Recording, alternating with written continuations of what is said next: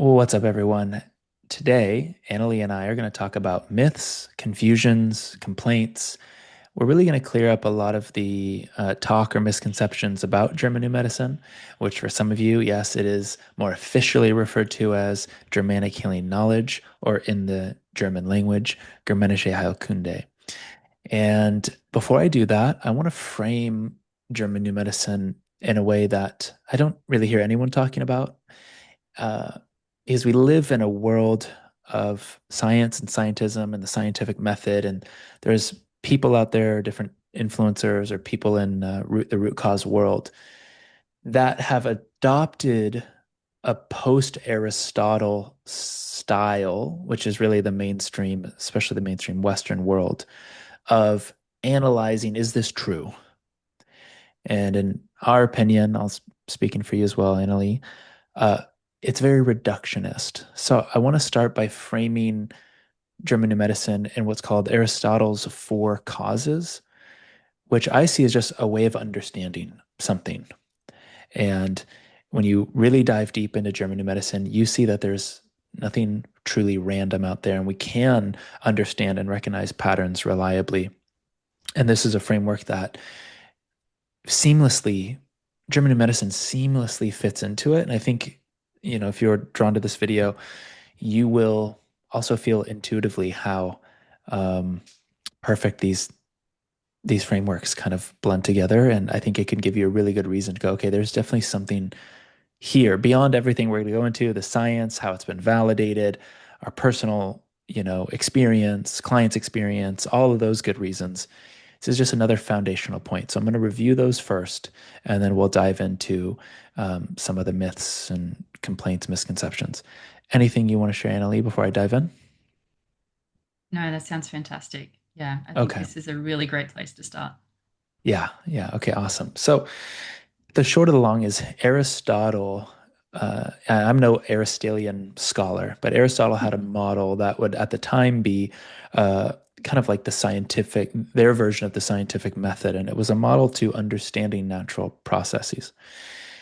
When the Enlightenment and then later the Industrial Revolution and machines started to be built, the mainstream scientists at the time would say, okay, well, if a machine is a collection of parts, then the human body must also be a collection of parts. So let's see if we can isolate certain parts and prove things like cause and effect and break down the parts to see what are these parts really made of. And they took out a few of Aristotle's causes and they kept a couple of his causes, and two out of four, which I'll review after this summary, or giving you a good context. The ones that they took out are the ones we're going to review here that are, I would say, some of the most important, and the ones that they kept were the ones that were most material. And you don't have to be a scientist to understand that modern science is a religion of materialism. It's trying to separate life into parts rather than considering the whole. And so I'm going to review these four causes and kind of hopefully give you a picture of how an entire, almost like global change in paradigm happened with this scientific revolution that I think um, happened ultimately to our detriment. There's benefits to it, obviously, the modern world, but there's also massive, massive detriments. So our first cause is called, he would call it the material cause. And this is about what's something made of. So in German New Medicine, we would say, well, what we're dealing with is biology. So the material cause is going to be tissues, organs, germ layers, which goes into the realm of embryology, things like the ectoderm, the mesoderm, the endoderm. These are the tissues that in embryology all of our organs grow from. And then it would be tissue types, would be more of like a subset. So glands or connective tissue or sensory tissue. And so the primary substrate that we work with is the body's tissues. Now, the second cause, formal cause. Formal cause says, well, what is the pattern, structure, or the design? And I'm going to pull up some of my notes here. So there's a great summary. So the pattern or the design. Now you don't hear this in a lot of modern scientific literature. You hear, oh well, The autoimmune condition, for example, is it's just the body being confused and it's attacking itself.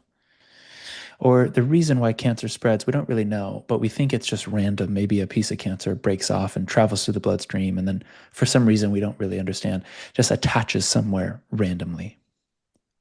So this is my personal view, but once you understand Gimeniche, you'll see that this is valid, and it's been validated, that we ascribe randomness to processes we don't understand. But once we start to understand, there is no such thing as randomness. Randomness, in other words, is just a side effect of ignorance. And so the formal cause is something that you don't see a lot in scientific literature. You don't even really need it. You can say, well, if we don't understand the actual pattern here, we can just say it's a random, or it's an accident, or it's a breakdown. Now, where do you get all that from? Machines. Machines can break down. You can build something wrong in the machine. Oh, this one was just built wrong, right? And we just substitute kind of this mechanistic paradigm onto biology. So in GNM, we do have a formal cause. Well, what causes the tissue adaptations? Well, we have the brain relays where the hammer foci hits, right? And again, if you're new to German new medicine, this might be a little over your head. We're not going to define a lot of the terms in this video. We're assuming you've have some general knowledge. Maybe you're curious. Maybe you've heard of GNM, but you have a bunch of questions. So we have other videos, GNM 101. Annalea has a lot of trainings inside of the school as well. But we have a very clear formal cause. There's a DHS that happens in the psyche. So there's a moment where you're caught off guard, overwhelmed, isolated, powerless, and overall it feels like your life is threatened. And when those three hit at once, we have a hammer foci, which is visible on a CT scan. This is this ring-like kind of impact on the brain. And that part of the brain that the hammer foci hits, there is a brain relay. That brain relay is controlling an organ and saying, turn this tissue, create cell proliferation here or cell loss here, adapt in this way. And it will always then follow two phases, this biphasic pattern. And there's a lot of more nuances we can get in the patterns. Right? Every SBS has a very specific pattern that follows a very specific, again, two-phase model, and it's repeatable. And so our formal cause, all you have to do is share us with us a symptom, and we'll show you even what stage of the pattern you are in. And this is something that I think really lacks in Western medicine. There's a lot of room for, I don't know, it could be this or it could be that, or it's just random, or we don't really know. And so German medicine really does fill that gap. Anything you want to add on that, Annalie? No, that's perfect. Yeah, the formal cause, I really think of the two-phase pattern, the second biological law. It's like Absolutely. yeah, we know what tissue is involved and we see that it's Mhm. not random. And we see that more often than not when we have symptoms, we're actually towards the end of that SBS and that pattern. Maybe there's something that's keeping us there and keeping it chronic. But again, we start to see what that is. We investigate and we go, oh, there really is this underlying essence and pattern that is shaping what's happening. Yep. And even all the germ layers are synchronized with the process and it's predictable. And um, one thing Oh, I'll, germ layers are a great example of that Mhm. because this is embryology. Is anyone disputing embryology? It's an accepted I haven't seen it science. yet. Yeah. So we know every organism has an embryological journey, and for humans, it's a lot more complex than other organisms. But we do understand there's a pattern in that one. It's the material, sure, that there is a formal cause. There's a pattern to the way in which the tissues develop in utero, Yeah. and it's the same for every baby. We know that. Yep. Exactly. Exactly. So it's funny because this is actually formal cause in Western medicine, but then It's formal rare. cause will be removed from when it's inconvenient, right? And I will Hmm. correct myself, the DHS would not actually be the formal cause because we're still working on the pattern level, which is going to be observable in the biology. So it would just actually be that hammer foci if we're getting really granular, because Hmm. this is the pattern that then follows the DHS. So after every Yeah. DHS, hammer foci, two phases, and then we have the embryology as well, which is formal. Yeah. Yeah, and these four causes don't have to run linear, as we'll see when we look at the other ones. They Yep. can kind of be anywhere. But basically, Aristotle's claim is that you don't understand how something works and what's happening until you can answer these four causes. Yeah, that's right. And so that'll bring us to our third, the efficient cause. Efficient cause is the trigger. It's not the explanation. We kind of just went through some of the explanation and the pattern. So what's the cause? What's the essential cause? And in this, it's going to be that DHS. And we'll talk about it, I'm sure, when we get to Dr. Hammer through the interviews of interviewing each patient. What was the conflict theme, which is another way to say like the flavor of the DHS that has those three criteria?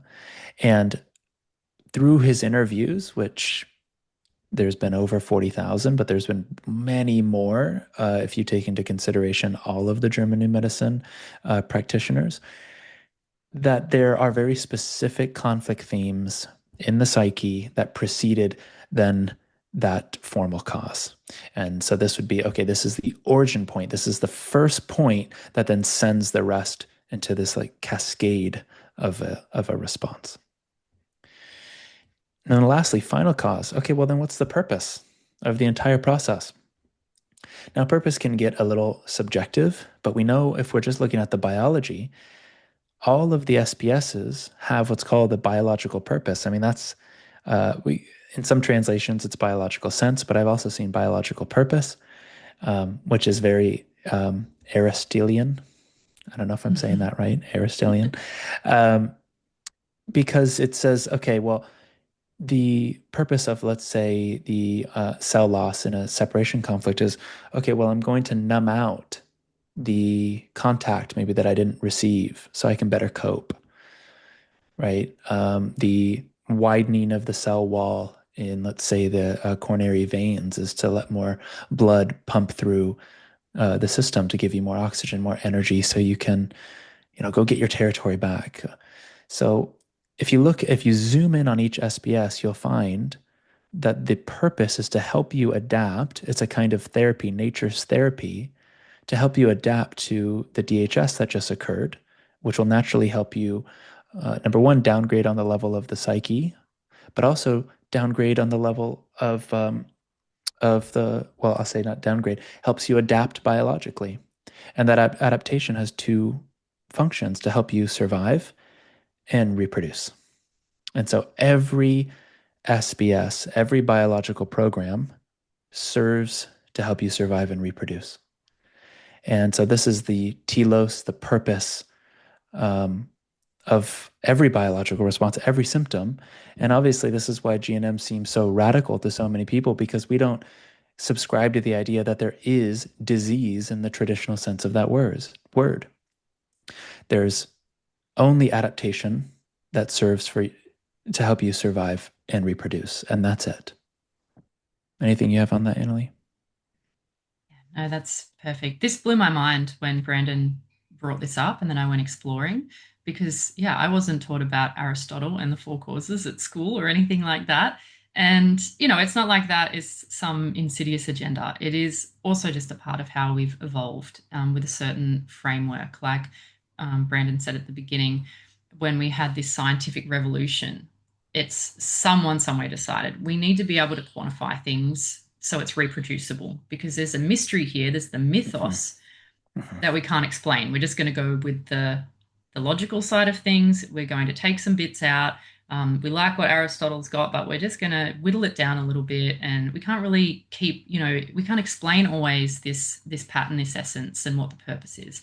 And like you say, I find it really interesting that where we're at evolutionary with like technology, we will use that to reflect back and then think more greatly about the body. So when we've started to recognize frequency and started to measure things we can't see, electromagnetics Mm-hmm. and light, we then start to think about the body in this way, and we go, oh, maybe actually the body has electromagnetics and light in a way that is meaningful, and that starts to open Mm-hmm. us up. But we haven't quite gotten back to bringing this into the future to go, oh, actually in general we have so much more at play just than cause and effect, efficient, and material, Hmm. what's it made of, what's it doing. But we have been starting to see that a little bit, I think, with um, yeah, this kind of expanding into electromagnetics of the body, like subtle Hmm. energies of the body. We still don't have the instruments to measure, but as we've Hmm. actually developed technology with this, it's made us rethink that this could actually be a part of us as well. Hmm. So yeah, this I love this. I'm like want to go and become an Aristotle fangirl now, I think. Yeah, yeah. I know it blew my mind too, and it made so much sense. And I'll add this part before we move on to the next section because I think it's so important. But one of the primary reasons, and this was publicly discussed, that during the Enlightenment, and I think these are thinkers like, oh man, it's not coming to me now. Um, I'm forgetting the other philosophers. They're well known. We learn about them in philosophy class if you went to college. I'm forgetting their names. Plato or Yeah, I think it was Platonic. Yeah, Plato. mm, Um, and there's going to be a couple others, but they essentially said, well, for something to have a purpose, it implies it's too close to implying something like God, a creator. Because in the material world, we are the result of primordial soup that was inert, that became living. And there is no purpose to that. It's a chance, it's just happenstance. And so it's random. And so there was nothing kind of before, there's nothing after. And this can lead to a very apathetic, meaningless existence. And this is what led to the term the meaning crisis, which a lot of thinkers nowadays say we're in a meaning crisis because ultimately we've lost touch with, well, God ultimately, but the idea of purpose, these ideas that were thrown out when we became too reductionist. And mm, so they said, well, purpose sounds too much like uh, you know, theology. It sounds too much like religion. So we're going to take that out. But they replaced it with the word function. That's one of the words that, so the function of the heart is to pump blood. That's its function. And it's just another way of saying purpose. So they knew they couldn't really escape the idea of, oh no, things do serve, they're built from embryology. There's some sort of instruction in there, which we would call the quintessence that says, okay, I'm going to function as, I'm going to serve a purpose, and that purpose as the heart is to pump blood. Now, GNM also believes, well, or points out that the heart is not just a pump, but I'm just using that as an example from mainstream. They'll substitute this word function and they'll kind of keep that purpose alive without saying purpose. Um, so to wrap that up, the two that remain in the scientific world today would be the here we go, the material, right? This is the obsession with dissecting things. What is it made of? And the efficient. Well, what initiates the change? Cause and effect, right? Now, what gets thrown out, typically because of ignorance, at least in my opinion, is number one, the pattern, the structure, the design. Oh, that's random. That's another way of saying I don't know. And then final cause. There's no explicit purpose to, why, like autoimmune is a great example. What is the purpose of that? Purpose? It's like, it would be a ridiculous question to the Western mind. It'd be, oh, it's just a breakdown. There is no purpose. It's just so unfortunate and that's not we intelligent. just And don't know. Yeah. yeah, yeah.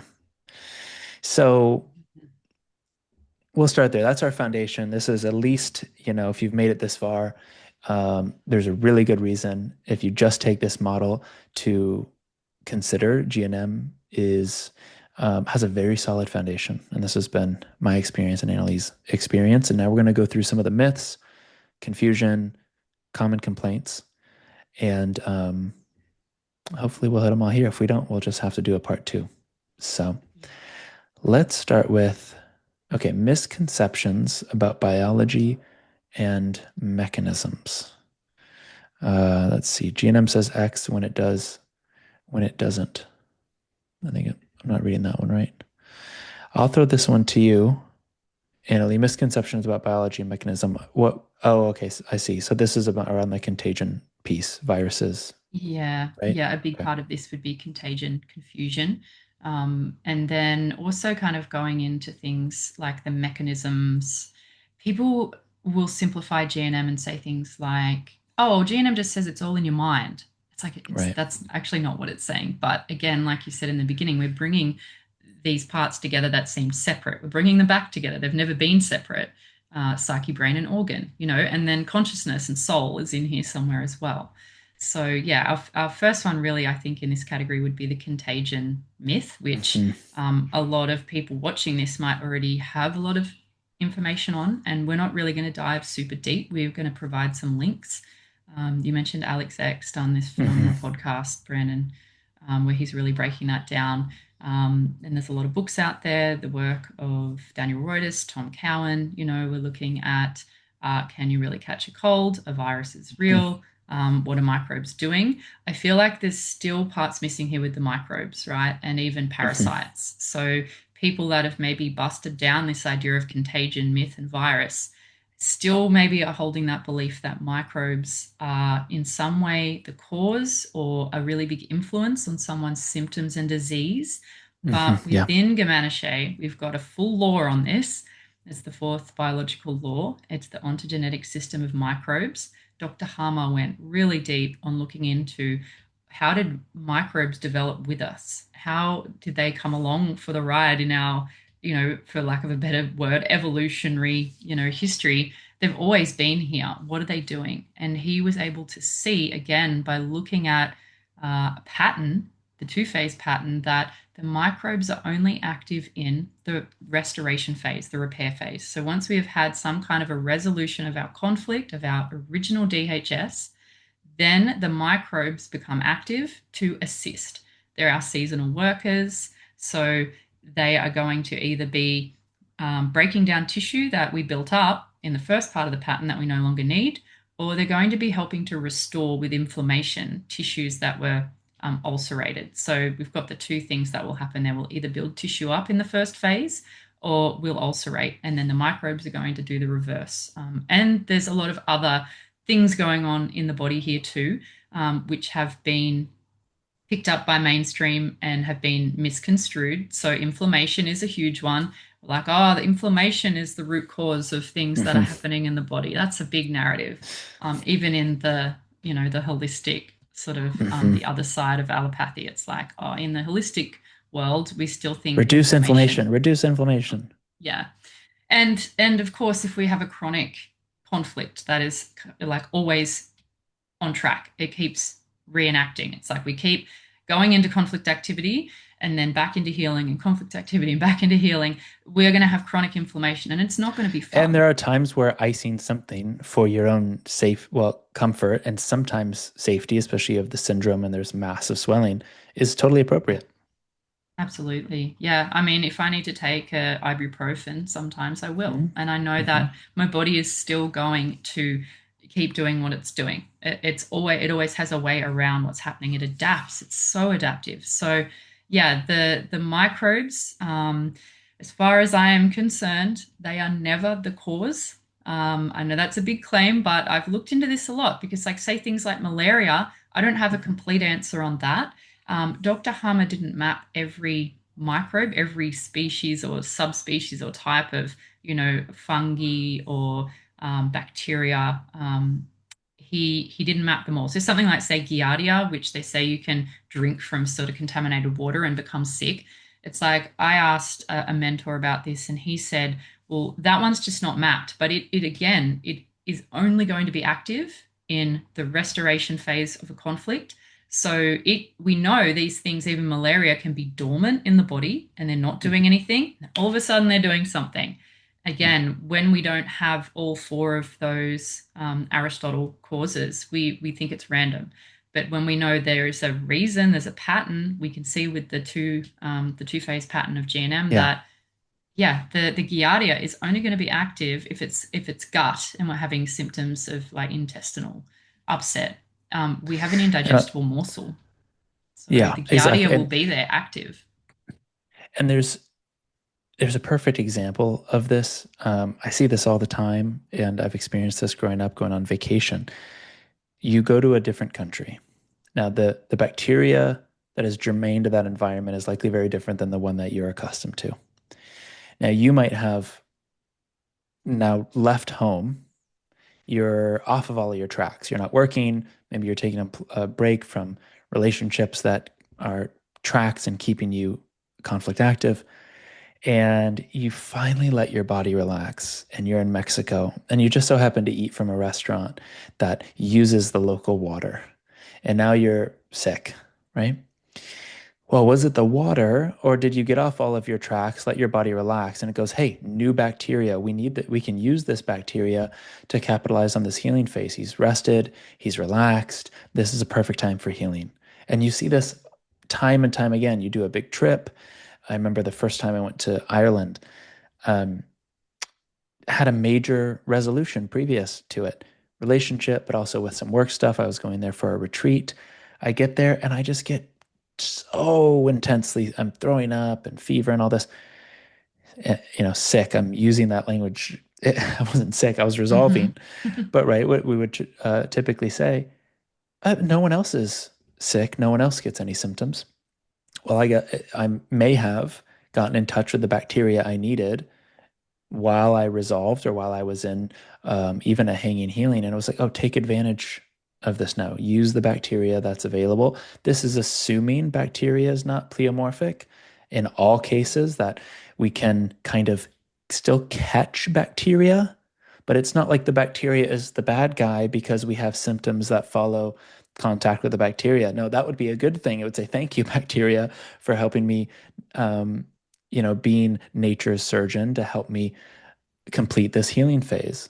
So again, if the symptoms, which in Gimeniche, symptoms are always the repair phase, we want to celebrate the symptoms. We want to rest and accept and understand the symptoms. Then even if I did catch the bacteria or get in contact with some bacteria, that would have been a good thing, not something I would need to avoid. Like, oh no, the bacteria, right? That's right. And if we are someone who's prone to having some kind of a indigestible morsel, and we often have symptoms at home that are very mild, we can have much more severe ones, not just because we're away from the tracks, but also because of these foreign microbes as well. They can have a stronger action. It's not better, it's not worse, it's different. And if we think of like air travel, we're going from somewhere like to another location really quickly. We're not going along the way slowly on a horse or a cart or whatever and picking up new microbes slowly. We're getting this big hit as well. So they're not in there just wreaking havoc and doing crazy things, but they can really like augment or boost a healing phase we might normally have. Like say we have irritable bowel, and then it becomes incredibly worse when we're on holidays. Yeah, for multiple reasons. Again, the other thing to remember with Gamaniche is we can't blanket approach every case. Everyone is so individual in terms Mm-hmm. of their psyche, in terms of their organs and their brain. Mm-hmm. So we have to look at every case. We don't blanket approach. Yeah. Another thing here is the idea that all symptoms come from trauma, and this misunderstanding of like trauma versus a DHS or stress versus a DHS. I think that one comes up quite often in these Mm-hmm. misconceptions about the mechanism. It's like, well, then everything's a conflict. It's like, no, Right. in the first biological law, we have three criteria that must be met for us to run the biological program. The trauma, the moment, the stress, whatever it is, it can be little, like we hear this little t trauma and big T trauma. It can be really tiny. But if that Mm-hmm. tiny moment has these three criteria, which are that it is like acute, highly dramatic, it catches us off guard, like it's unexpected. And there's an element of isolation where we were feeling like we were alone in that situation. No one else is experiencing what we're experiencing. And there's kind of this hopelessness to it. If we meet those three criteria, then we run the program. But if we have a stressful situation that doesn't meet those three criteria, we Mm-hmm. won't run a program. So again, it's not like all symptoms come from trauma and everything's a conflict. That's not true Mm-hmm. either. But I hear that claim a bit. Yeah. And we get this um, like overgeneralized definition of trauma because trauma has become so popular online now. If this is my trauma, it's my trauma. And here's a good example. I was working with someone even today, and we are talking about a breakup. We were looking for a DHS. Okay, what was the shock? What was the conflict shock? Let's find it. And I asked them, okay, did you initiate the breakup, or did the person break up with you? It's like, oh no, I wanted the breakup. So if you want something, then it's very unlikely that it's going to be unexpected unless something totally, else random happens that you couldn't anticipate. But if it's something you're choosing and you're wanting, usually you're not conflicted about it. And so there could be stress even related to it. There can be a week or two of just some stress and some change and some moving. And you can look back and be like, oh, yeah, that was pretty stressful. And if you don't understand the criteria of a DHS, then you might look at that and go, man, can I get symptoms just from that stress or from soft trauma? And now I need to make sure I'm not as stressed. And, like you were saying, Italy, it becomes this like, well, if stress in of itself can turn on a program, which again, there's exceptions, very extreme high levels of stress can turn on programs. But for the most part, um, if it's if it's something in this case that you chose, well, it doesn't meet those criteria, so it's just stress. So we wouldn't work with someone there. And then this fits into more of the like functional medicine, holistic medicine approach that is, no, just reduce your stress. But the stress is already one step down from at least the level that we work at. The stress is a nervous system response, right? And it's a chemical response. We're going before that and going, okay, typically a very sustained sense of stress comes from a conflict shock because it keeps getting reactivated and retriggered and retriggered. And we look for that shock that fits the criteria, not just generalized stress. And we would never say, oh, yeah, just your generalized stress is, if you just breathe and reduce that, you're going to resolve this Yeah. at the core. No, we have to find the actual biological conflict that has a biological resolution. Yeah. And that avoids that needle in the haystack as well, because trying to find out what the stressful thing is that's creating the so called problem. Hmm. I've been there, everything, looking for everything, right? And this really helps us to pinpoint and focus because we're looking for those three criteria. Like you say, if it wasn't unexpected, it's probably not a DHS. Hmm. So even a death of someone, if we're expecting it because they're really unwell and we've been told they're going to die, it's like that's Hmm. probably not going to be DHS. There could be an element of it that could meet the criteria, but yeah, it just helps us to really focus in, like especially as practitioners to help someone more with this. It's like this is very like it's collaborative of everything else. I mean, we could sort of go to another point here, which we wanted to address, which is this idea that Gamanashe is in competition with other, Mm. like Gamanashe is not a modality, right? It's not a therapy, it's a map. It is not in competition with homeopathy, with herbalism, naturopathy, even like Western medicine to a degree, obviously, like it does seem like it's in competition, but it's actually cutting a lot of the crap, the stuff we don't Mhm. need. We may Mhm. still need surgery. We may still need, like Mhm. we said, anti-inflammatories or some kind of medication at some point, even antibiotics if we have a really Mhm. extreme healing phase. But we're just getting rid of so much stuff we don't need. And it's going to Mhm. make something like homeopathy far more impactful and you can target it much more precisely. And then in a lot of cases, you realize maybe you don't actually need to do anything at all. Mhm. Mhm. Yep. And Mm, so let's move on to our next one here. I love this. About the hammer foci. So I'll yeah. first share just a little bit. I've had my brain scan. I know you've had your brain scan, Hmm. but when I had my CT scan, I didn't submit a form. I didn't share any prior information, and I won't share names with the um, Mm. gentleman that was looking at my scan. He said, without me sharing any information, he goes, oh, so tell me about this book you're writing. And I was writing a book. How do you know that? Because he pointed out at the time my Mytho constellation. He goes, yeah, Mythos love writing and this and that. And he goes, also, about 9 months ago, a woman suddenly left you that you wanted to have children with. She suddenly left to the date. It was accurate. He goes, around 17, you lost or you felt like you let everyone down, kind of in one moment, like friends, family, if everyone, kind of, they're all kind of expecting something that you let them down. And it was the first, and he said, this was been one of the first times you had depression. And it was one of the first times I had depression. It was my first home game as a football player, and I broke my collarbone on the very first play, and everyone was like cheering for me. I was like playing really well, and then boom, very first play, it was done, and I was so depressed. So if here's the main criticism, if the Hammer foci are artifacts, right, you can't prove if there actually is this ring-like formation on the surface of the brain, without, of course, opening up the cadaver and looking on the brain. Oh, look, there's the circle, right? You can't actually prove that it's there if it's a CT scan. Maybe it's just a shadow. Maybe it's just an artifact. Well, first of all, how would he be so accurate reading mine if the artifacts just so happened to tell him my life story? Number one.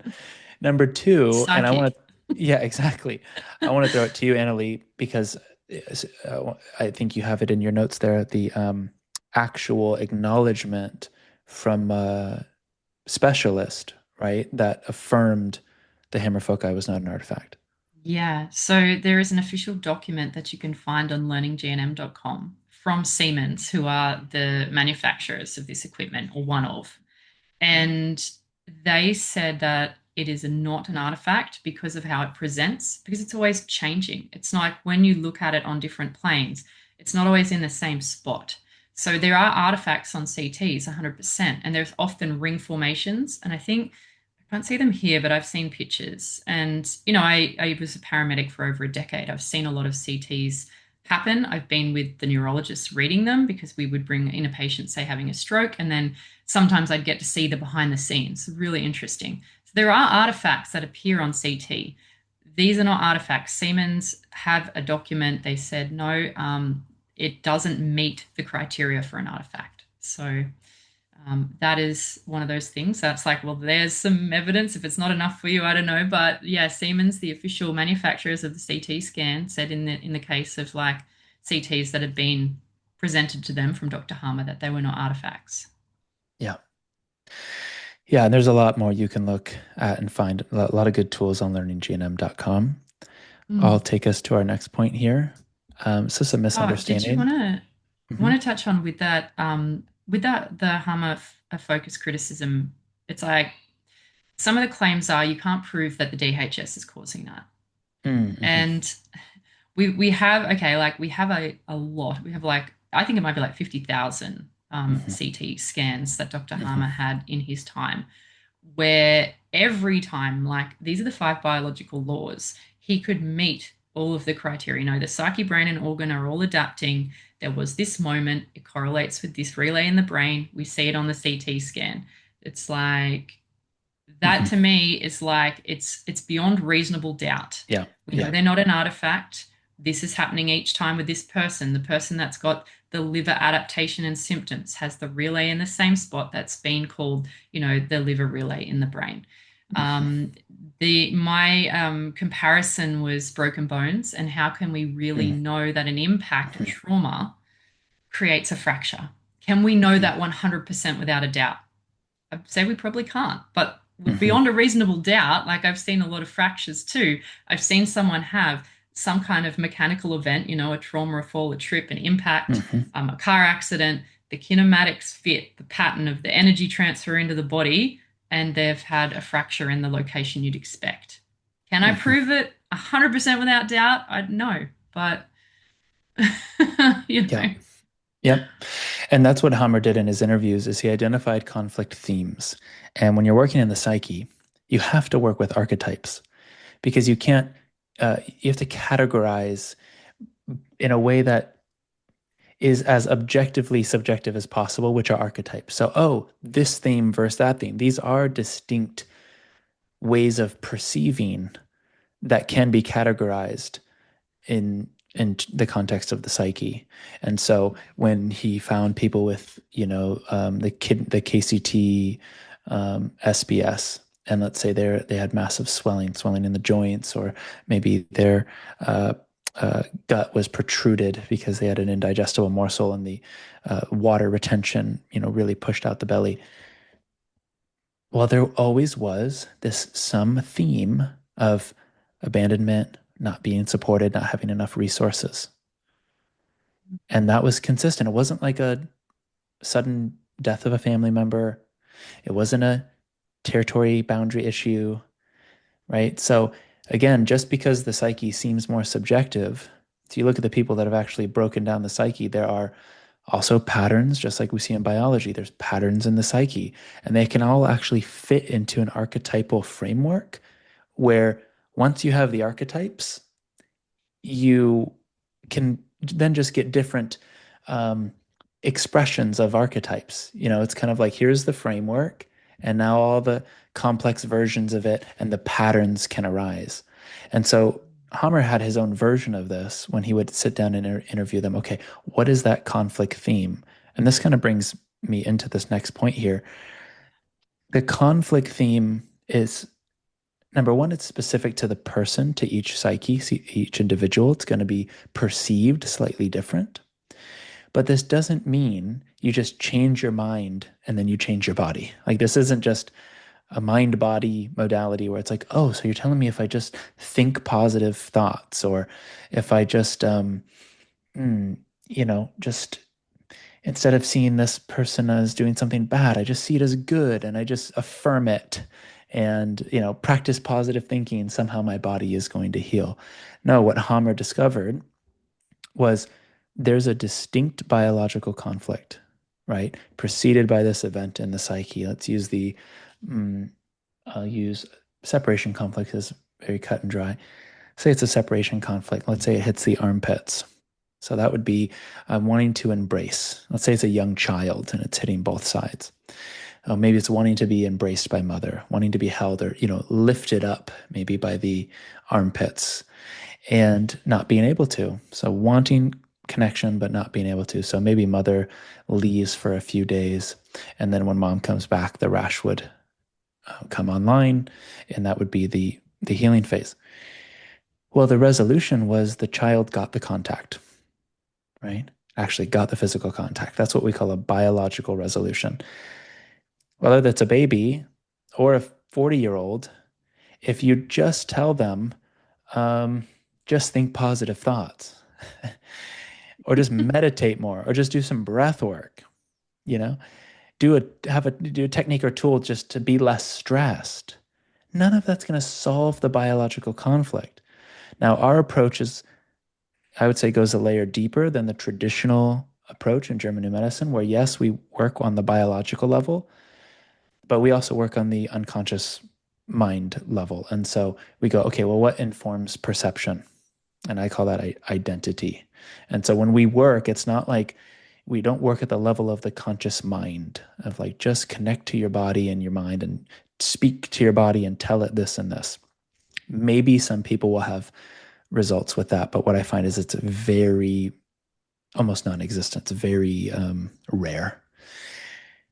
But what we see is okay, there has to be a biological solution that's very specific to what the biological conflict is. The symptoms tell us exactly where to work. And either you biologically solve it or you work at the level of identity, which shows you that the situation that you're in is actually not a threat to your life anymore.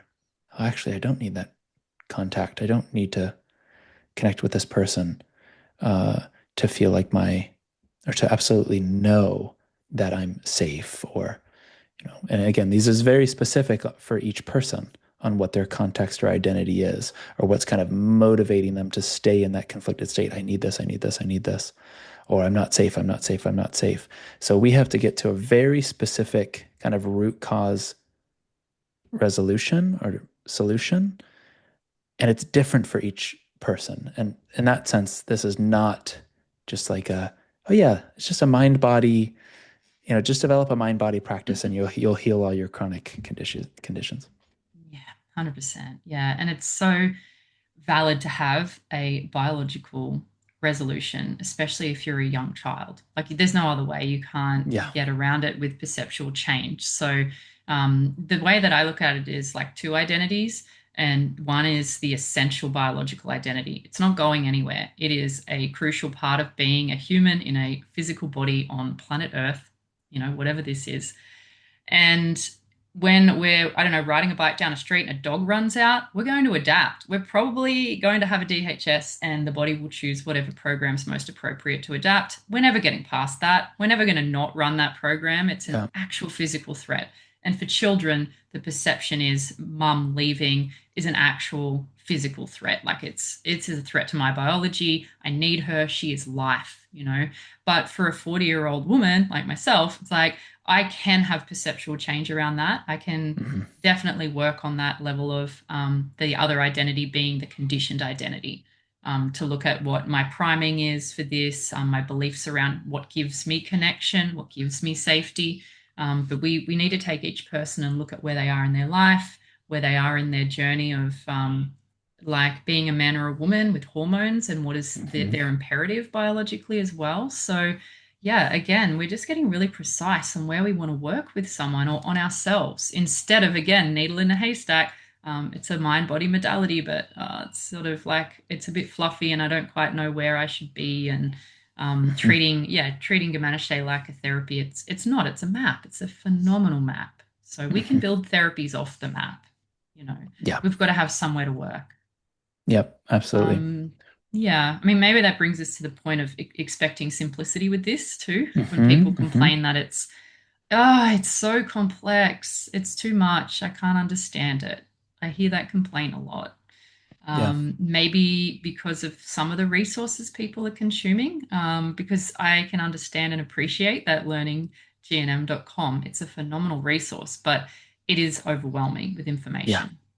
And again, this is why we're seeing, I think, a rise now in practitioners and educators that they're sharing in their own language, which was my goal with the information. It's like, I do appreciate that complaint. It's too complex, but also, yeah, I mean, we're not going to learn it in a 30-second TikTok video. Everyone wants that Hmm. really quick. Like, no, just tell me the silver bullet. You know, we've Hmm. been conditioned again Yeah. to Or just what do think, I need to do to what's resolve? the pill? What's the supplement? Hmm. Yeah. Yeah. And the laws themselves, once you can grasp them, which watch a few videos and you're going to get the general idea. They are simple in their nature, Mm. but then how it shows up for each individual is infinitely complex. So when you are a therapist or a facilitator practitioner with German medicine, you have to take into consideration, again, like you said, Annalie, their priming, their context, their cultural background, um, even the soft trauma, right, that they may have had in their life, what they most strongly believe to be true about themselves, their I ams, their I am nots. You have to go so granular. So then, as you can put yourself in their shoes, you can fully understand, oh, that perception is this downstream event that makes perfect sense based on your priming, on your history. And we have to get all the way back to that root, um, really root cause, which I would assert is in the unconscious Perception. aspect of the psyche. So we have to actually lure that out. And then all of a sudden, perception changes automatically, and you have this whole kind of cascade. But to expect that that could be simple, and it's like someone can just give you the perceptual change you need or something like this, without having a deeper awareness, which does take looking at yourself. It's very confronting. You have to be very honest. You have to be willing to be very courageous and vulnerable. Without all of that, um, you're just buying into the Western, just take a pill or just take a supplement. Mhm. And we know that this doesn't create any sort of root cause healing. No, no. And again, we've created a whole nother parallel system that seems like it's better, but we've swapped one dogma for another, which is, yeah, the supplement culture or like, oh, I need to, I don't know, get more sunlight. Like I'm all for sunlight, but it's not Hmm. ultimately going to be, again, a root cause fix for things. Right. I'm going to need my light therapy. I need this. I need my structured water. I'm all for that stuff. Great if it feels Hmm. great, but also I've spent a lot of money on that stuff Oh as yeah. well, and I haven't Oh had my God. lasting effects. So, Yeah, that was um, literally the guy that's like, okay, I'm traveling. Okay, let me pack my red light. Let me pack my uh-huh. Theragun. Let me pack like 15 different supplements. I need a Yeah. shower filter. What's the water going to be like? Where Yeah. am I going to Yeah. get water? I need to take my spring water, and What that I constellation that just is. A little think, paranoia, oh, maybe. Absolutely. And then the tracks, so then I get somewhere and I Hmm. can't find the water I want or the food, and I'm like, I have Hmm. to eat the thing I don't want to eat. Oh, yeah. Yeah, then you eat it, Oh then you get all the man. symptoms, and then you go, Yeah. oh, I have food It poisoning made or me this and sick. that. Yeah. Totally. It's such a spiral. So I really, again, this just is bringing it back. It is actually simple. Like it Hmm. seems complex, but five biological laws are simple. I can Hmm. appreciate the like, oh, the medical terminology and that. And again, that's why we have people coming out now like It's myself also that are why we made the saying, school let's make it simple. to make it Yeah. simple. Yeah. Yeah, we want to make it really reachable. We want to get it to the parents that think they need to do more for their kids, and it's a lot less. The embryology, that's something I'm really passionate about breaking down simply as well, because it sounds complex. And if you were to go and get an embryological textbook, yeah, like no way. But we don't need to do that. Yeah. We just Yeah. understand the three germ layers and how they lay out outwards, and then they Yeah. have specific themes, conflict themes that go with them. So that's something I go into in my offerings. It'll be in BioSchool as well. Um, and then you touched on there like responsibility and emotional resistance. And I think that's a good one to Hmm. go to next. Oh, to quickly touch on it, the claim that it's anti-Western medicine. Hmm. Dr. Harmer was a licensed medical doctor, a practitioner that Hmm. had been trained at a university. His big vision was that other practitioners like him with that training in anatomy, pathophysiology would adopt this. So we would Hmm. have doctors that are using this. So it is not at all anti-Western medicine. No. Again, it was meant to make the Western medicine more precise, less harmful, so that we could actually get people back to equilibrium and wellness, Hmm. not to keep them sick. you know, Hmm. Hmm. Again, to do less, not more. Like I said, there's a place for certain medications. There's a place for surgery. Hmm. But it's a lot less than we think. So Yeah. definitely not anti-Western medicine. Well, there's a Chinese proverb, but I don't know exactly how it goes, but something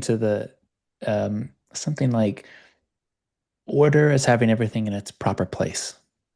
And GNM just puts things in their proper place. We don't go to Western medicine for root cause healing.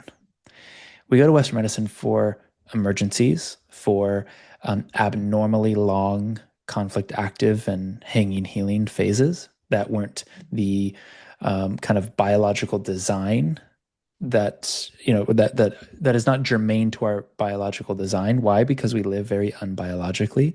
We live in, houses isolated outside of tribes, sitting at 90-degree angles, sometimes 6 or 7 or 8 hours a day. When was the last time you just sprinted and jumped into some natural water? It's like we get so far removed.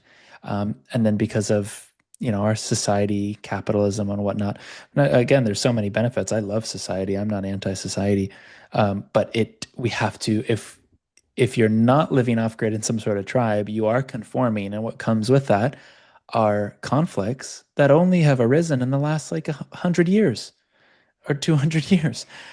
Debt, banks, and you know different territorial issues and HOAs and Mm. noisy neighbors and it just all this stuff that is like it's incredibly modern and because we're not taught conflict resolution, especially in um, like primary school, we don't know we're not given the tools to resolve our conflicts, so we tend to cope or go into some sort of addiction, and so we're so removed from our biological design that we have these abnormal healing phases. And I say, yeah, well, the Western medicine is kind of an adaptation to relieve those symptoms because we don't see any other way out. So we're just putting things into their proper place.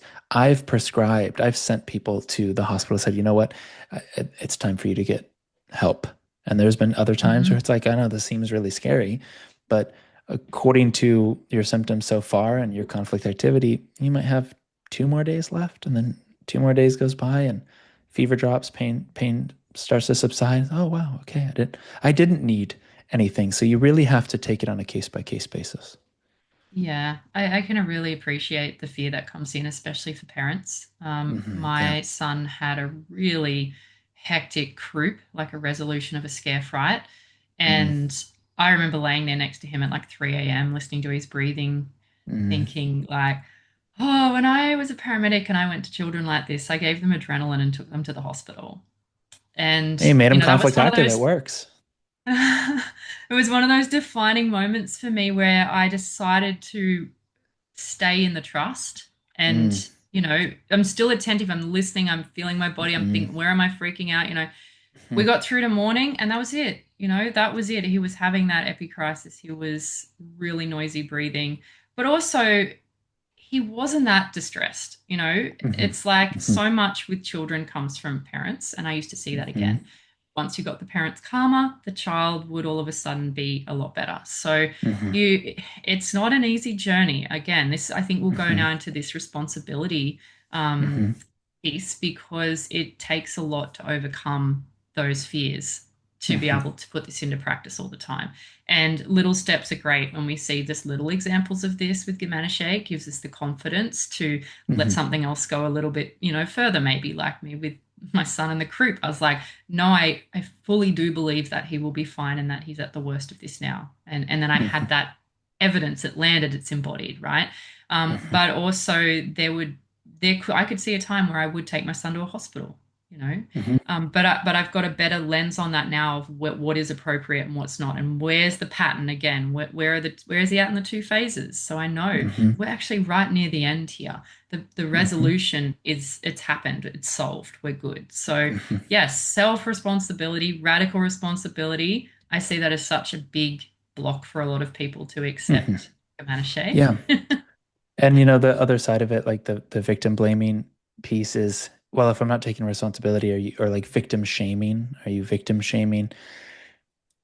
There's something that in our ISI sessions, which is our approach to resolution, that comes up so often, which is you are not consciously choosing your conflicts, in the sense that as long as a conflict is sustained, you might have utility for it. You might say, oh, maybe I like being sick and I get attention. I don't have to, put myself out there. I don't have to, yeah, take responsibility, right? I get validation, I get support. So that exists too. We can actually want to be sick because being sick gives us more than being healthy. So that happens.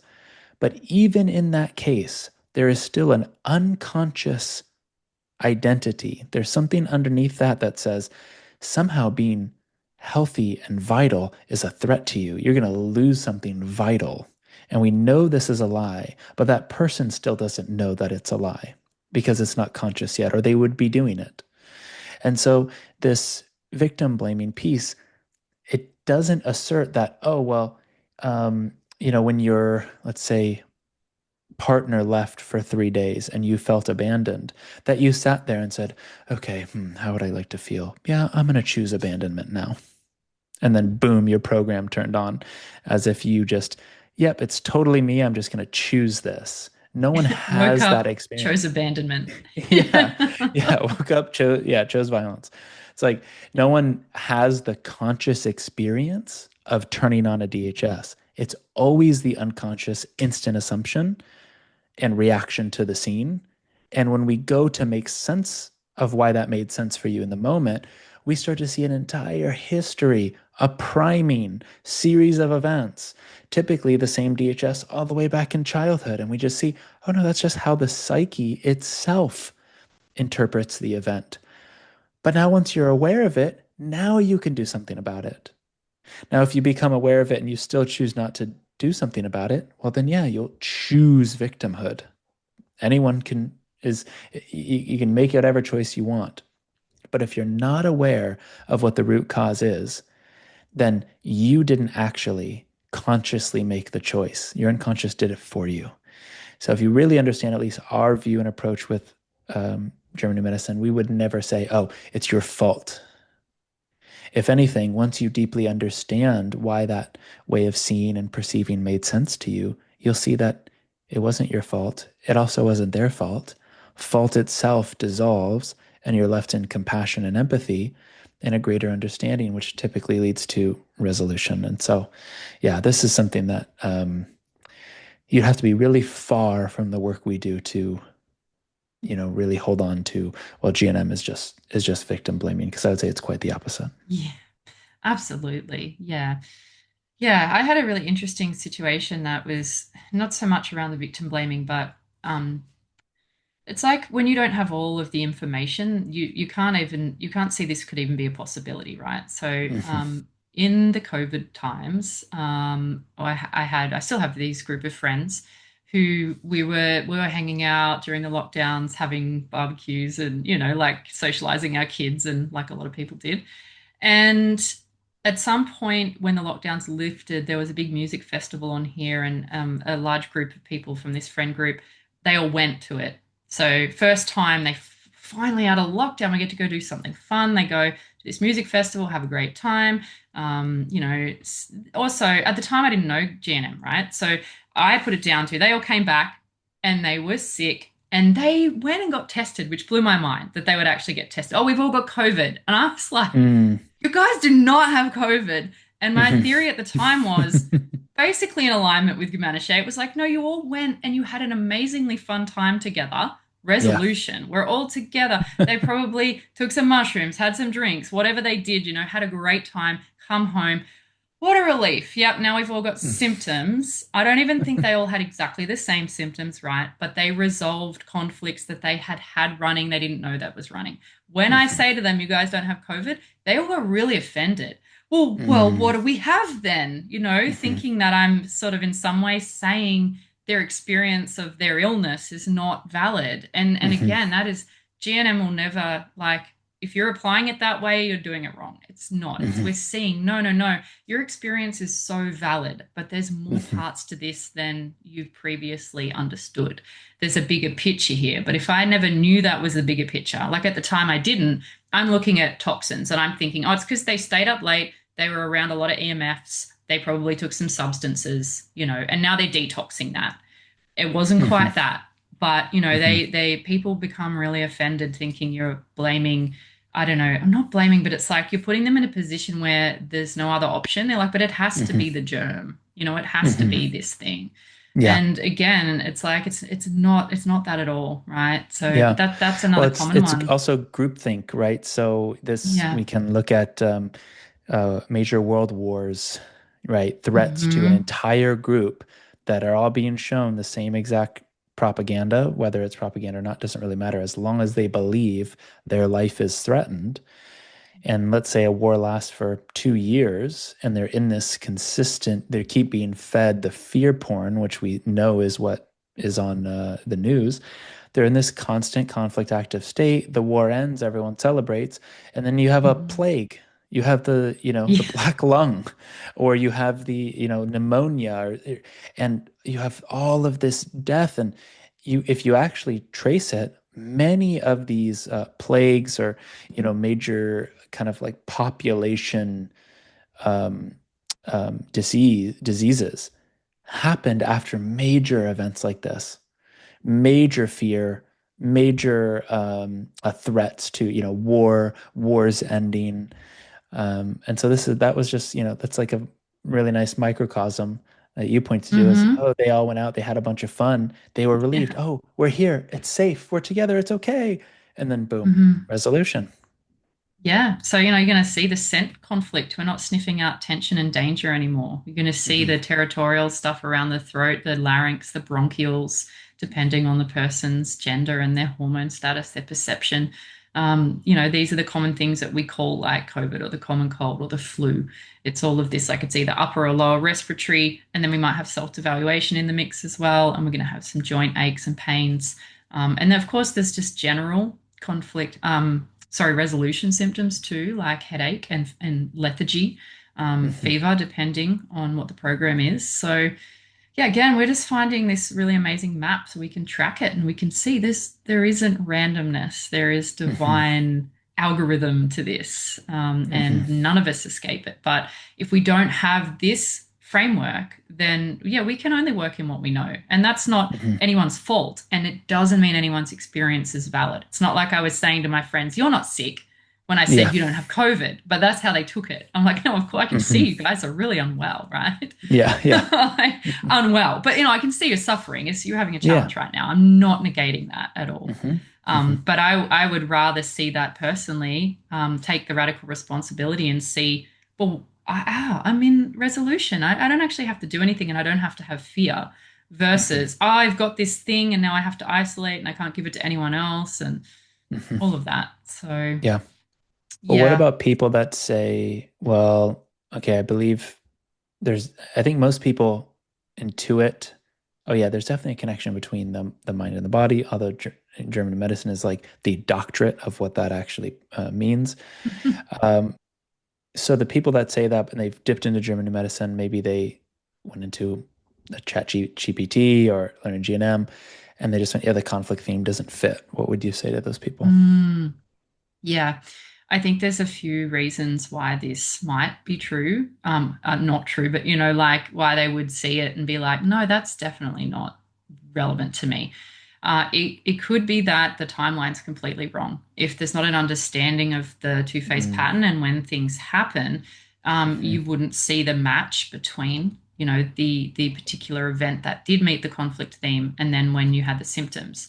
I also think the languaging as well can be really foreign to people. yeah. And we do have to remember that, well, ChatGPT can definitely have errors, big errors. Hmm. And you're working on that in the background to try to make something that is better and more concise and more accurate. But yeah, also learning GNM, I have been told has some errors as well. We have Hmm. to think about where Gematashe came from a German man that was a medical doctor. He had a particular language, like an actual language of German. To translate that into English is one huge thing. To translate all of the medical terminology and all Hmm. of those parts as well into English and into layman's speak is a whole nother thing. So sometimes you need someone that is quite proficient in Hmm. Comanche to be able to help you to see where it is. Definitely the timeline. And then I had another point here. I think that is relevant. Let me find it. Is it the literal interpretation or Yeah, resistance? yeah, Hmm. absolutely. It's the psychological thinking versus biological Hmm. thinking. It's like it's so foreign to most people to think Hmm. biologically. We Hmm. think logically. We're like, that doesn't make sense. Why would I adapt? Like, the classic ones would be like sexual organs, I think, and especially for Hmm. women that don't want children and don't want any of that. And they're like, well, it's a procreation conflict. I don't want to be pregnant.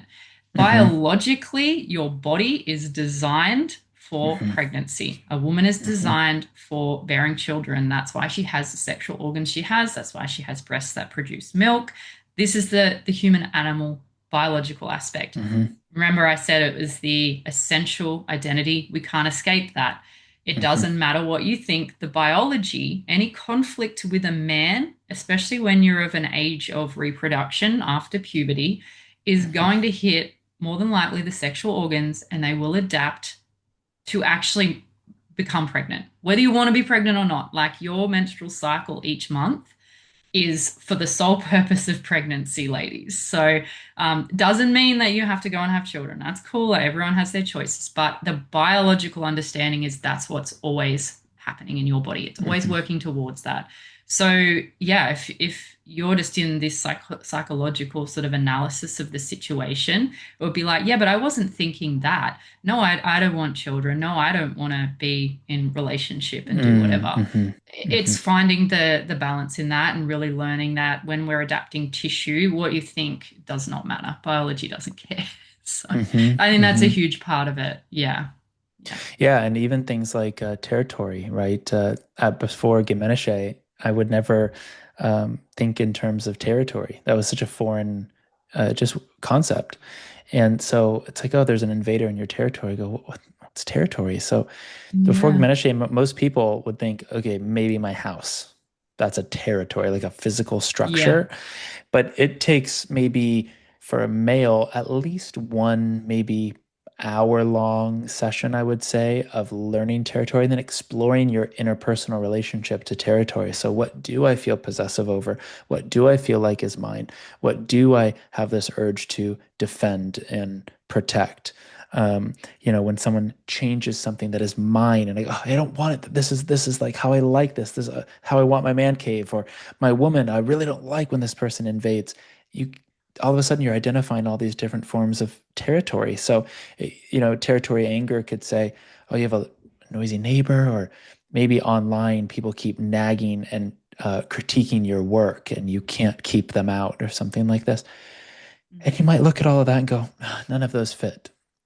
But you haven't brought to your own awareness or been able to acknowledge, oh, but let's say also my car is my territory, and there was these reports of car break-ins, and I was like, oh, is that going to happen to Mm. mine? And you wouldn't even think of considering No. that because there's not a baseline understanding of the concept itself, namely territory. Yeah. And so there's a lot of this going on Yeah. as well.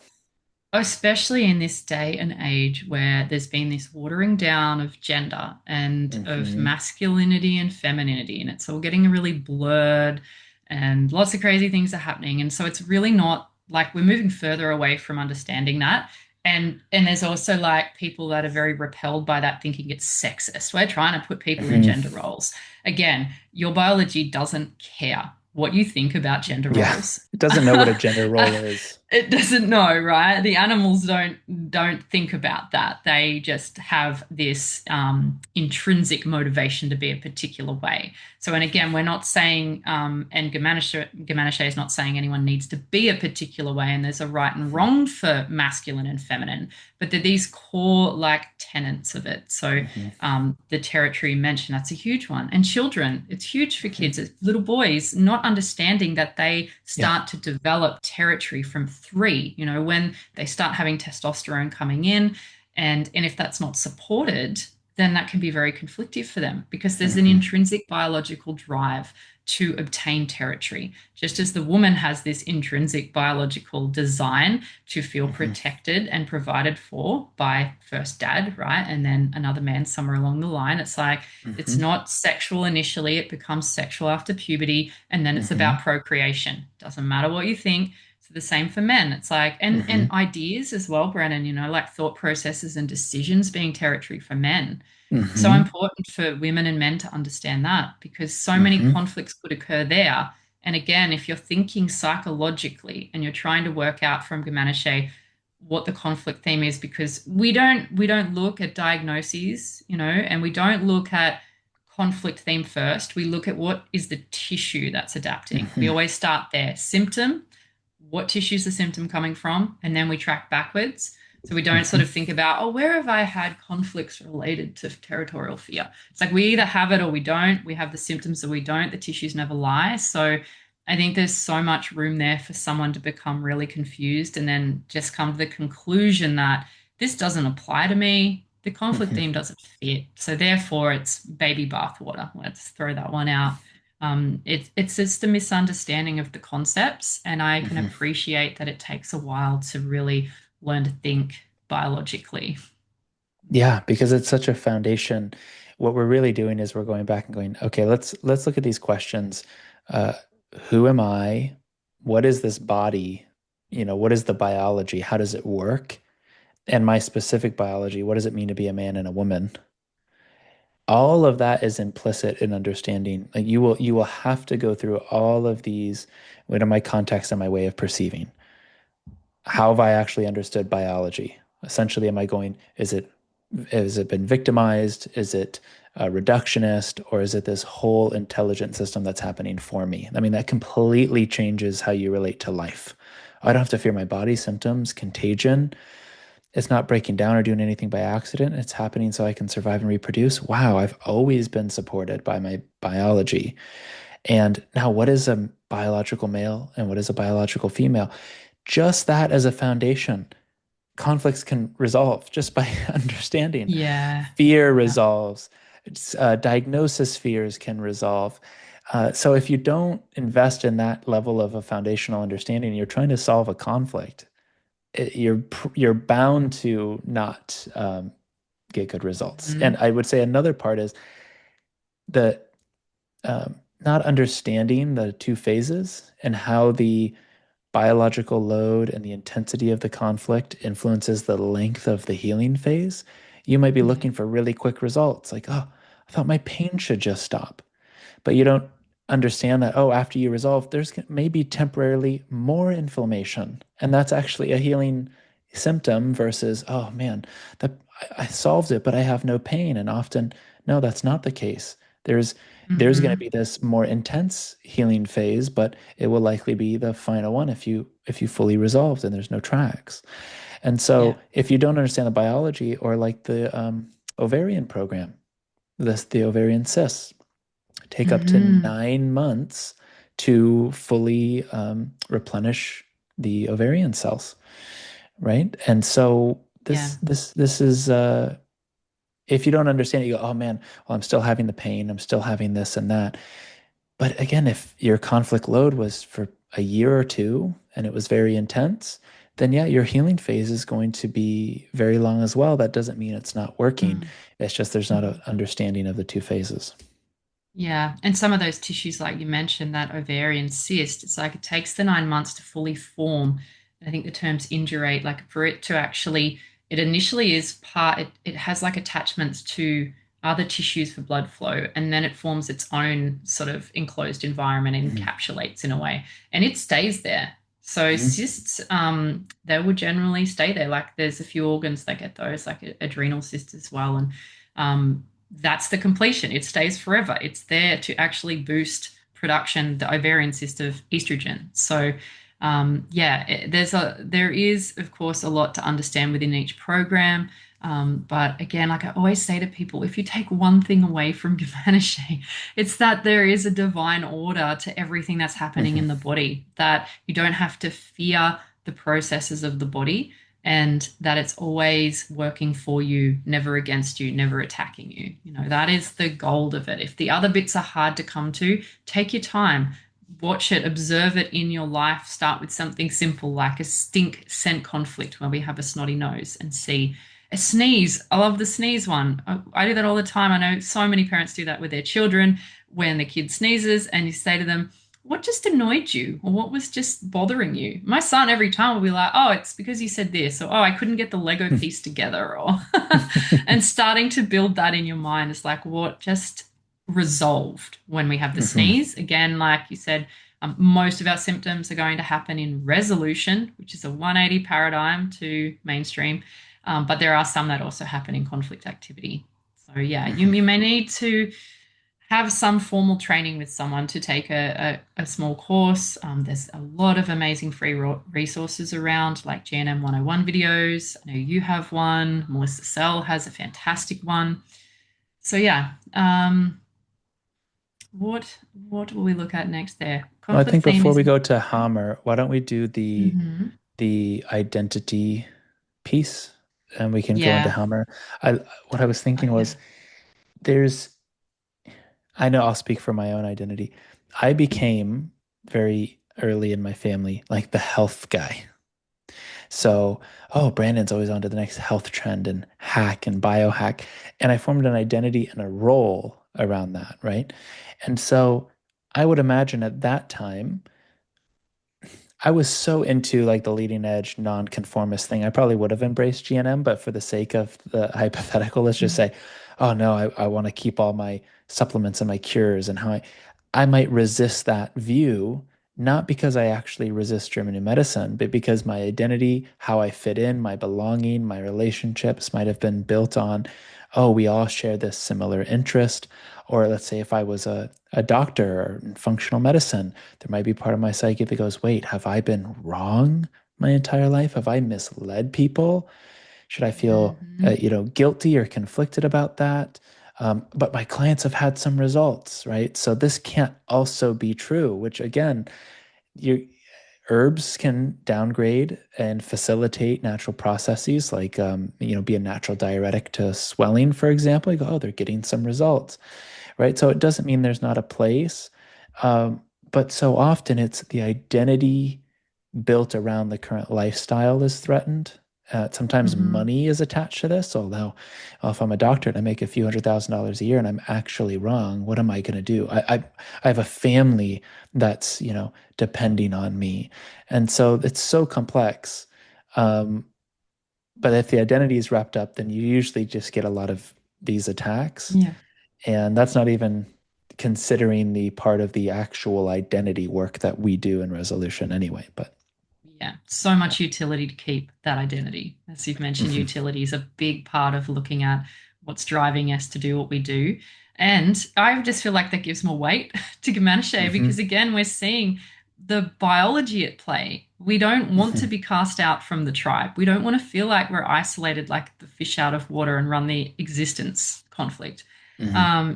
We don't want to have people encroaching on our territory. We're going to have, if we have a DHS around that, whether that's a new one or we've had an old one with tracks, they will come online and we won't want to look where we need to Hmm. look.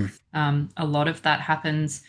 A lot of people I know I've worked with, um, they think they've seen the whole picture of a DHS or of a program and the conflict theme. And then I know you know this well, Brennan, you will find the part that's holding it all together.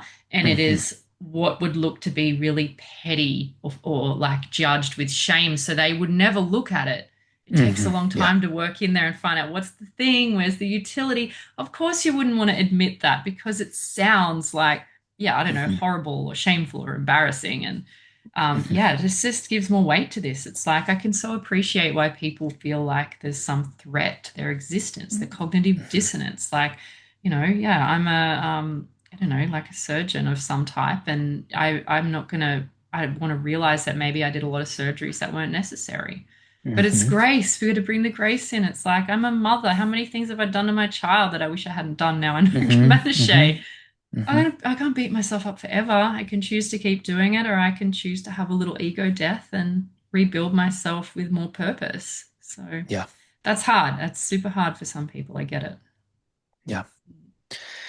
So let's get into some of the juice here. The attacks on Dr. Hammer. Um, I'll throw it to you to start. I mean, first we're just naming that there's a major ad hominem happening, right? Mhm. Someone's, let's say, political or spiritual beliefs has nothing to do with the biological laws that he observed. Um, just because in one area you might not agree, and we're going to address those.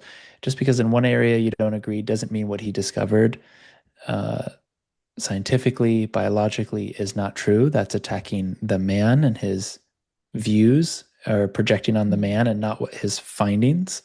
And Yeah. that's what you see on like Wikipedia and whatnot. Yeah, yeah, there was a lot of criticism in the end leveled at Dr. Harmer, and it all seems like it was part of, some kind of a targeted defamation and slander. And there's a lot of parts. Like I am not pretending to know all of these in and out. People get very upset about it, especially people that were close to Dr. Harmer, that were around him at the time, that saw what he went through. It's all very loaded, but there's a few things that I want to touch on to sort of set the scene. I'm just going to go through some notes that I have that's actually part of the course that I created around this. So we know Dr. Harmer was a specialist. He was a doctor, a specialist in internal medicine. He started at Tübingen University. He worked in the clinic there with cancer patients. And initially, he was just a normal man, who was a medical doctor who's doing what he did. He was quite a brilliant man. He invented and patented some remarkable medical devices. He was just going about his job. He had a family.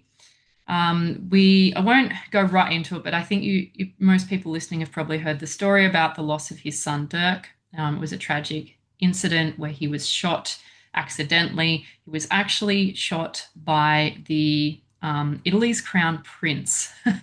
There's a documentary on Netflix that I recommend people watch called The King That Never Was that details this whole thing. But you can imagine the stress of this situation for Dr. Harmer and his family. Dirk ended up dying. He had multiple surgeries. There was sort of these claims that it was actually morphine that led to his death. Whether or not that was some kind of, again, a conspiracy, like a setup, I don't know. There's claims of that. But Dirk's death is what created Gumanische. It would never have happened without it. Dr. Harmer recognized that because he developed testicular cancer. Um, the program for that, of course, is about reproduction. Again, he's lost an offspring. This is, again, psychological versus biological. Why would the body do that? Well, biologically, the body thinks I have had such a loss. I've lost my offspring. I need to boost my fertility so that I can produce more offspring. Just So the final cause. testicles adapt. Yeah. So we see again, this amazing pattern and yeah, final cause. So anyway, at this point, he I think had a surgery for the testicular cancer, Dr. Harmer. He recovered and he went on doing his work in medicine. He became a head physician at the University of Munich.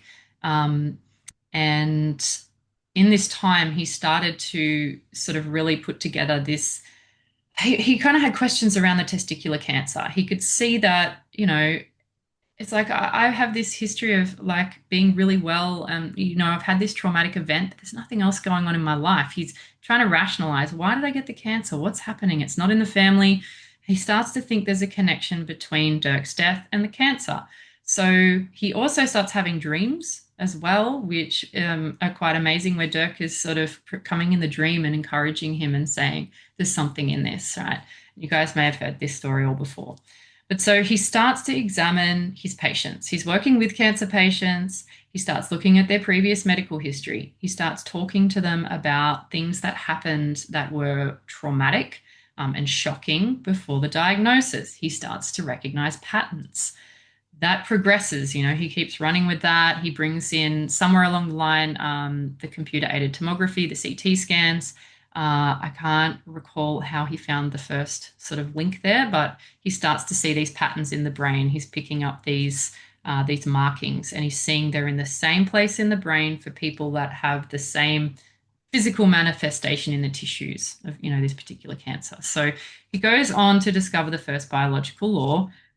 As you can imagine, he's like, this is absolutely amazing. I have discovered some tangible link between, cancer and the psyche, this like person's experience in life, and then this cancer.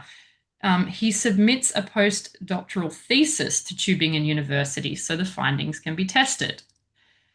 To his utter dismay and shock, they reject the thesis without assessment, which was unprecedented. Why would they do that? Just imagine being Dr. Harmer. Why would they not want to know? And on top of this, they actually demand that he retracts or declares error in his findings, or they won't renew his contract. So, pretty phenomenal series of events. Given the basically the discovery he thinks he's just made, which is like, yeah, it's a massive. So he continues to research. He's not going to let go of this. There's a whole lot more that happens along this path, right? There's still this ongoing battle legally with this Prince of Italy that's shot Dirk. Court cases, lots of things going on. In 86, which was sometime after the thesis, maybe like 3 years or something, someone from the Tübingen University, like a legal advisor, actually confides in Dr. Harmer that the thesis was verified and found to be consistently reproducible. So someone tells him this on the sly. He's not meant to know. He finds out. He applies for a court order to compel Tübingen University to publicly examine his thesis.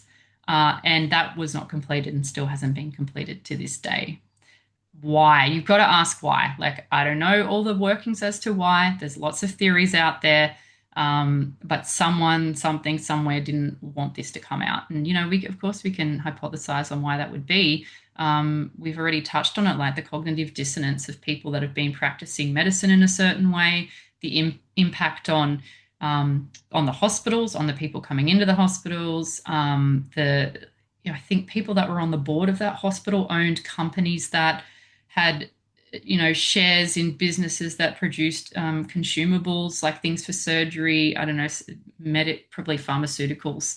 It's going to impact a lot, right? This whole idea that, maybe we don't need to be fighting the body. Maybe we don't need to be taking these pharmaceuticals and having all of these surgeries. So, yeah, you can just imagine what's going on in the background there. But Dr. Hammer actually had his license revoked in all of this for not renouncing this German new medicine and not complying with conventional medical practices like surgery, chemotherapy, and pharmaceuticals. So, yeah, he kept working. He was imprisoned along the way for practicing medicine without a license. A really amazing thing happened in 98 where the University of Trnava in Slovakia, they actually conducted a full scientific review into Germanische and confirmed Dr. Hammer's findings. So I think the everyone else that was kind of a part of this in the background, the Tübingen University would just hope that at some point it would either go away or like Dr. Hammer would be defamed enough to give up, that someone would find it to be false. But the University of Trnava, they confirmed it. And there's a document again on Learning GNM essentially saying all of this. So you can look, there's evidence, there's verifications. So then And there would yeah, be there's that public verification. yeah. The whoever confided in him, was that private? Was that something that Dr. Hammer reported, or was there also documentation for that initial private? Um, I think there is some documentation. I'm not sure if it's from that legal advisor, but as I understand, there's quite a few, just looking now, quite a few documents on Learning GNM that are from, there's a doctor here, like an MD, that's basically saying, "Yep, this is what I saw as well." So yeah, if anyone wants to go and have a look there, and also Amici de Dirk, we can put in the we'll put the links or links whatever in. for Yeah. this, is like the official website that's Mhm. managed by Dr. Harmer's, I don't know, like his wife, his second wife, Bona. She has the, like, I guess, like the legal rights, like the intellectual property and all of that, and the control over that. So I think that Mhm. website's something to do with her and her team and family, and yeah, so there's information on there. But there's letters, documentation from doctors that have Mhm. verified as along with the university and endorsed.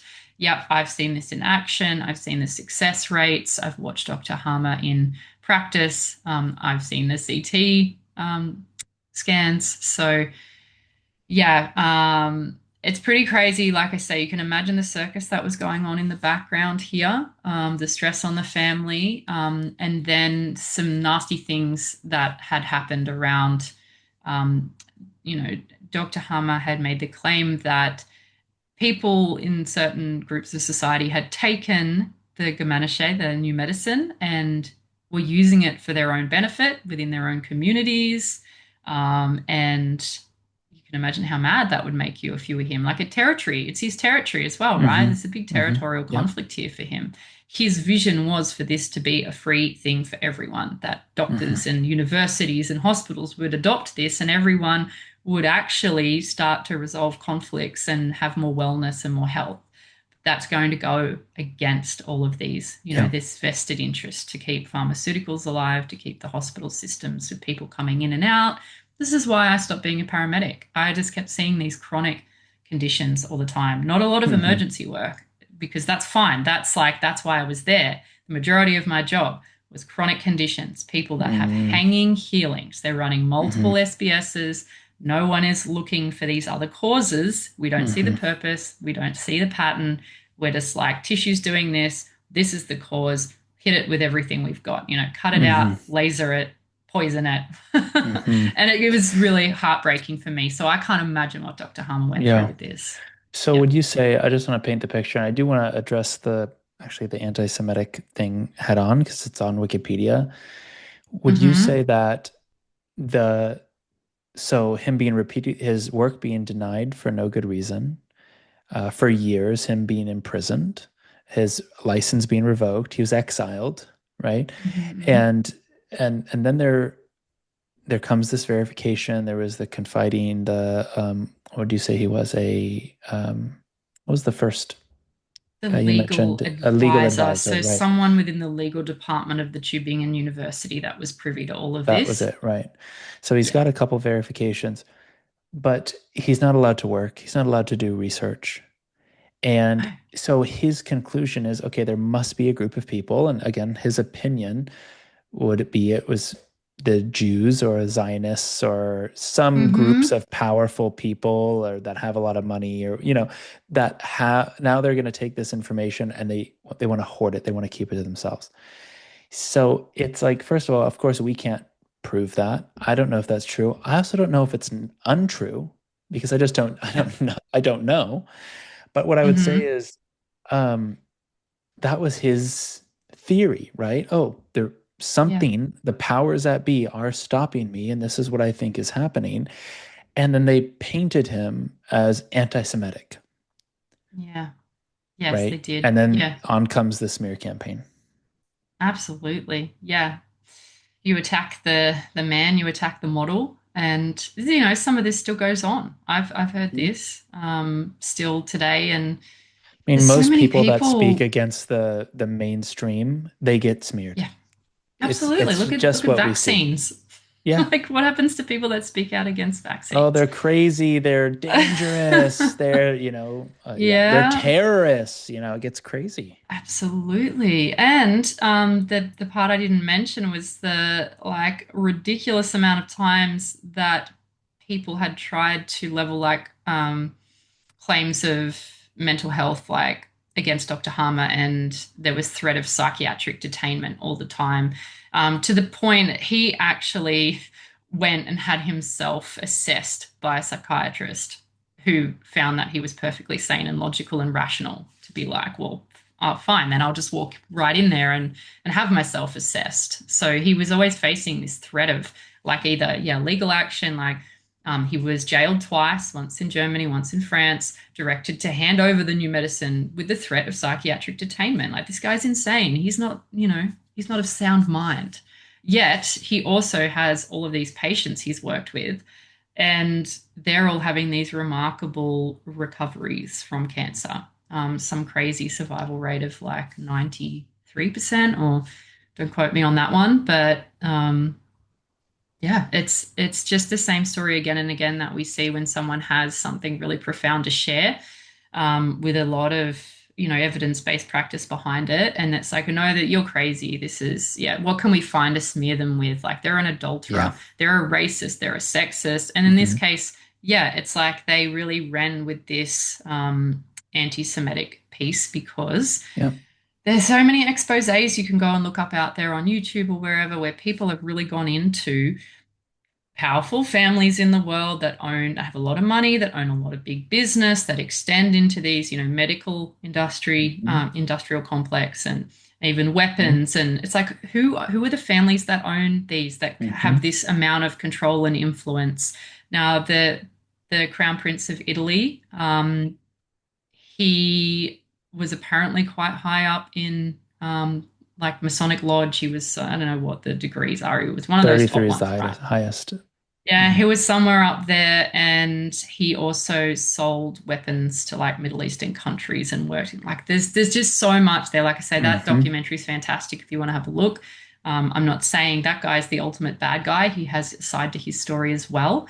But there's really, you can appreciate the working, all the working parts going on there, and how much of a threat Dr. Harmer would have been to a lot of these families, their incomes, what they'd established, their businesses. A lot of them tend to be Jewish. So he's not saying Jews are like, he's not saying Jews are evil, we need to Yeah. wipe them out. That's the common claim, right? It's like, oh, you're Yeah. an anti-Semite, you want to wipe the Jews out. It's like, Right. no, that's No, he's saying every other.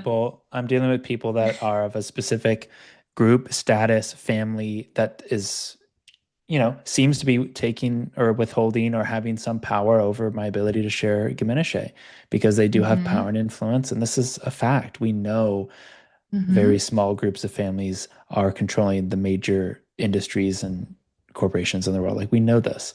Yeah. And so Yeah. he did speak out against that and he was smeared. They also tried to take, oh, well, people died under his care. I mean, there's probably 100,000 people that died today under Western medicine care. Oh, don't get me And started. Yeah. right. And They've got a speaking with, term for it. yeah, what is that? The iatrogenic cause, or iatrogenesis. I think I'm Mm. saying that correct. But that's like when medicine is at fault, when the Hmm. medical Yeah, they had system to is create at its own fault. category. Yeah, the majority of hospital admissions, it's something crazy like 80% are as a result of these factors, which is either like some kind of medication complication or some kind of complication from a surgery or procedure Hmm. someone's had. So Yeah. that's well Yeah. documented. Dr. Harmer loved people. He loved all people. He loved animals. I think he was a I mean, vegetarian. you could He see it wanted in to the help. documentary. Well, the documentary that you shared with me, I wonder where we could find is that public Yeah, anywhere? Because, it is. yeah, Yeah. is it on YouTube Mhm. Oh, I or don't is know it about on YouTube, the? but I mean, it's on Telegram, so we could provide a Okay, link and I'm sure people could let's put a access link to it. that. And You could see his care. You could see the the gratitude and the patience that resolve that he's talking with. You could see the CT scans. Mhm. It's such a fun watch.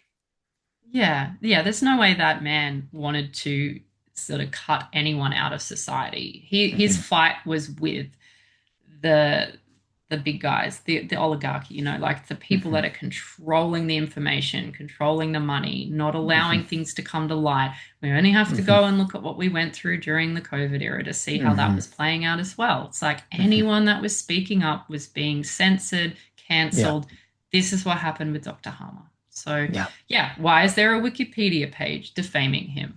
Do we Well, trust Wiki? we know who controls Wikipedia. Yeah. So follow the money Yeah. on that one. So follow the money. Yeah, so that was big, I really wanted to set that up, but it's important to see that, he was just trying everything he could to bring Hmm. this to more doctors to work within the Western medical system to make it more Hmm. efficient and more helpful and actually resolve people's conflicts to make them Yeah. better, not worse, to not keep them stuck in the system. So yeah, that's, people like to attach to this stuff and they think they can Yeah. just wipe Gamanashe out in one go with that. But it's like, even if Dr. Harmer was the most racist, sexist, horrible man on the planet, it's like, would the system still not stand alone? Right. Exactly. He's a huge part of it, of course, but without him, we still take the system and it's verifiable, reproducible, and, Hmm.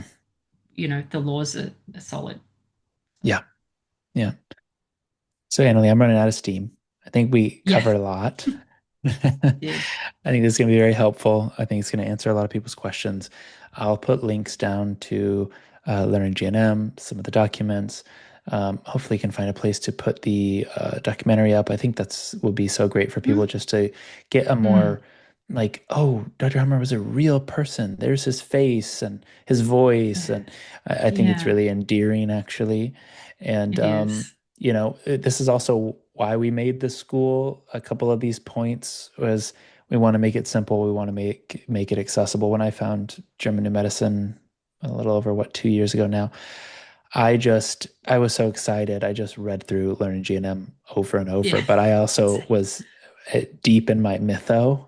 And so I had the energy, Uh-huh. the motivation, and like the memory, and like the and then Yeah. podcast. Yeah, that's me.